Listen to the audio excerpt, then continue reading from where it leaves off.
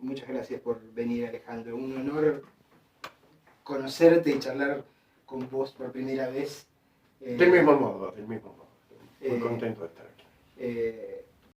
Suponemos ambos que nos debemos haber cruzado en la redacción de La Urraca, Es ediciones posible, de La Urraca. sí, es posible en los tiempos de humor, pero éramos también tan jóvenes. comentaba yo que no, al menos yo no tenía un espíritu de cuerpo que probablemente adquirí después con la memoria, ¿no?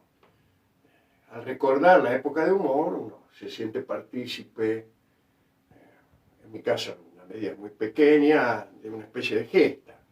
Pero aquellos días para nosotros eran simplemente cruzarnos en pasillos, entregar notas y hacer algún comentario. Siempre escritas a máquina, ¿no? Sí, escritas a máquina y bajo presión. No era muy glamoroso. ¿Es cierto que venís de una localidad que se llama Morse? Es como Yo nací en Morse por casualidad. Por casualidad, claro. A la comunicación. Digo. Sí. Claro, parece, ¿no? Si los biógrafos esos que buscan indicios tempranos encontrarían en Morse, evidentemente, las razones de una vocación comunicacional.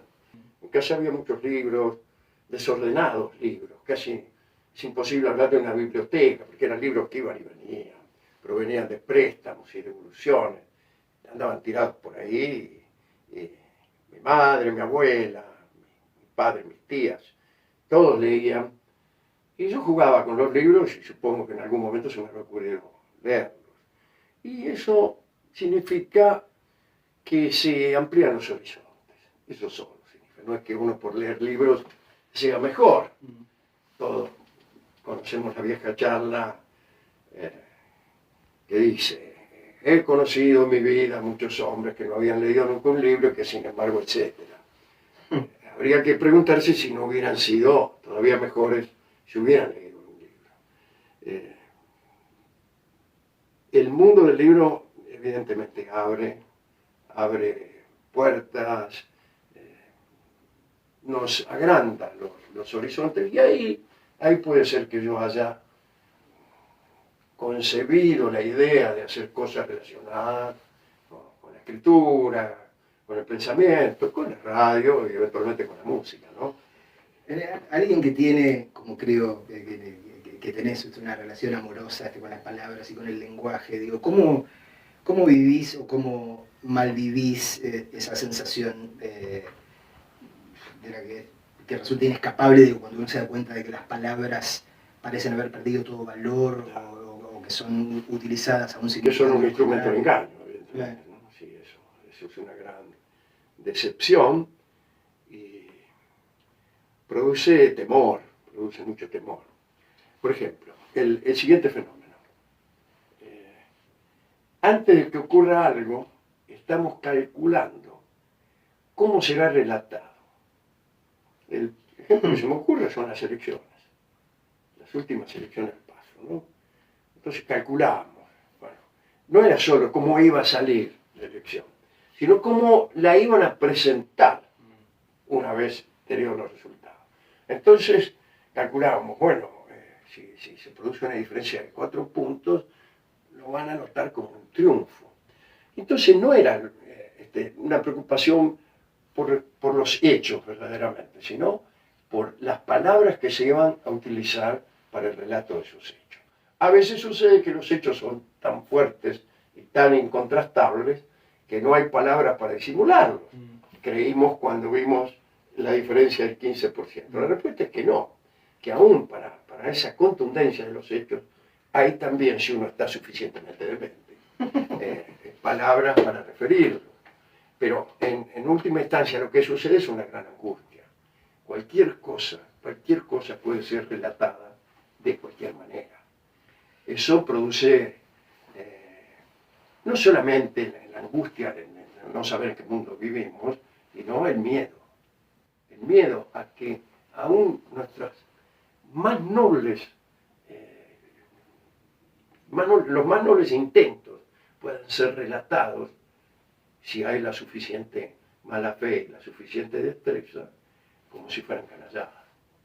Y ahora que uno puede ver las opiniones de todo el mundo en tiempo real, digo, a mí a veces me da la sensación de que nos hemos sobrevalorado a nosotros mismos como especie, ¿no? Digo, porque uno tiene la evidencia, así, ¿cuánta gente tonta que hay y uno no se da cuenta? Ese es un pensamiento realmente interesante, porque durante muchos años soñábamos despiertos, diciendo, bueno, ya llegará el día en que todas las voces sean oídas, en que todos, hasta los más humildes, puedan acceder al conocimiento general y entonces bla, bla, bla. Y llegó ese momento. Y lo que pasó es que se abrió una caja que estaba como la caja de Pandora llena de calamidades. Y además, lo que acabas de decir, nos dimos cuenta de que quizá nos estamos sobrevaluando, que el porcentaje de locos y de canallas y de malvados era mucho más alto de lo que nosotros creíamos.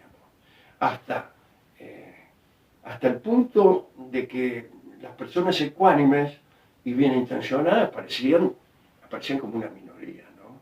Una minoría muy poco interesante por lo demás, porque hay también esa especie de morbosidad que tiene uno no ya como escritor de iniquidades, sino como consumidor de ellas.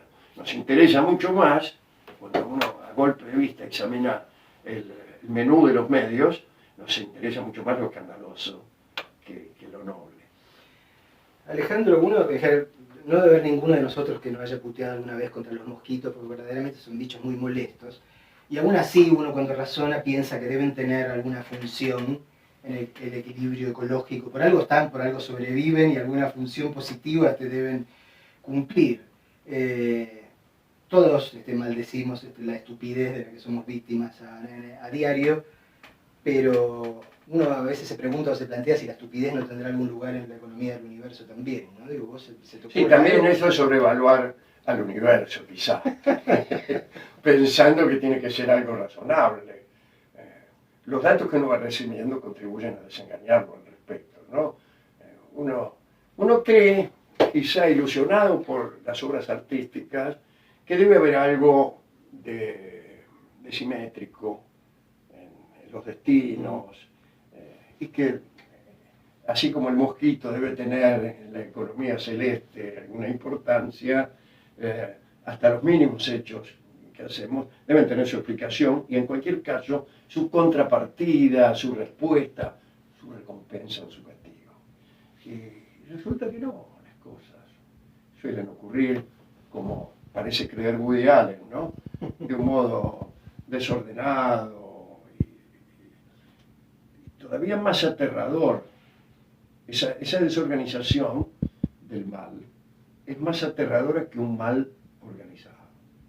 O sea, el demonio pasó a ser algo de segundo orden al lado del caos de maldades a veces sin objeto.